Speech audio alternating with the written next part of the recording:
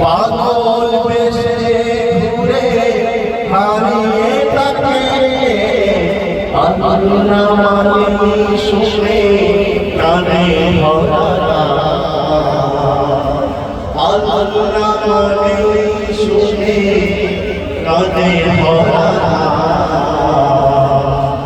আকাশে বাতাসে ভাসে তার প্রিয় নাম। সুবহানাল্লাহ, সুবহানাল্লাহ। আমাদের থেকে চলে গেছে, কিন্তু ওনার কথা, ওনার চেহারা আমাদের মুখের সামনে ভাসছে। উনি যেন আমাদের সামনে বসে আছে, উনি যেন আমাদের হৃদয়ের জায়গায় গেছে।